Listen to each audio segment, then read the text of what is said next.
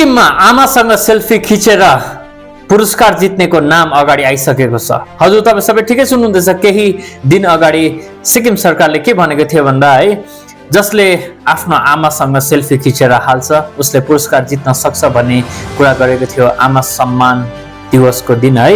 र कसले जितेको छ भन्ने नाम अगाडि आइसकेको छ र यसलाई कसरी छानिएको छ भन्दा यो कम्प्युटर आफैले छानेको हो भन्ने कुरा गरिएको छ। हेर्नुहोस् है, र पहिलो पुरस्कार जो 2 लाख रुपियाँ थियो, कसले जित्न भएको छ अथवा जित्नु भएको छ भने अनिरुद्ध राई जो अम्बा पाक्योङबाट हुनुहुँदो रहेछ है, पहिलो विजेता जसले 2 लाख रुपियाँ जित्नु भएको छ।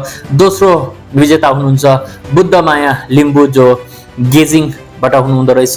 र तेस्रो पुरस्कार जो है 1 लाख रुपियाँ थियो, दोस्रो पुरस्कार 1.5 लाख थियो भने तेस्रो पुरस्कार थियो है 1 लाख रुपियाँ त्यो गएको रहेछ अनुप शर्मा जो सिङ्गबेलमा हुनुहुँदो रहेछ है। तपाईँहरू सबैलाई बधाई छ। र जो 7 जनालाई अरू 7 जना जसले 20,000 रुपियाँ पाउँछ उनीहरूको नाम पनि अघि आएको रहेछ है, जो छानिएको रहेछ उनीहरूको नाम रहेछ अर्जुन दर्जी जो वेस्ट पान्डमको हुनुहुँदो रहेछ, खुसी तामाङ जो सोरेङको हुनुहुँदो रहेछ, रिना प्रधान रङ्गलीको हुनुहुँदो रहेछ, कृष्ण कुमारी छेत्री नामथाङ साउथ सिक्किमबाट, रेणुमित लेप्चा चुङथाङबाट नर्थ सिक्किमबाट, कर्म डोमा लाचुङपा है लाचुङबाट है मङ्गन डिस्ट्रिक्टबाट, र नोएस गुरुङ लिङदिङ राई गाउँ गान्तोकबाट।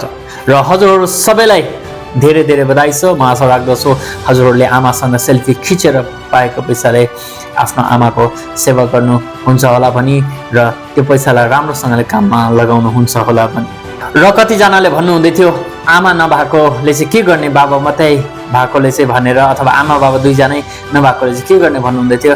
म आशा राख्दछु कि सिक्किम सरकारले बाबाहरूको लागि पनि यस्तै कुराहरू, आमा सम्मान दिवस जस्ता कुराहरू अगाडि ल्याइदिनुहुन्छ होला भनी बाबाहरूको लागि पनि, जस्तै बाबा सम्मान दिवस भयो अन्य है, हामी आशा राख्दछौँ।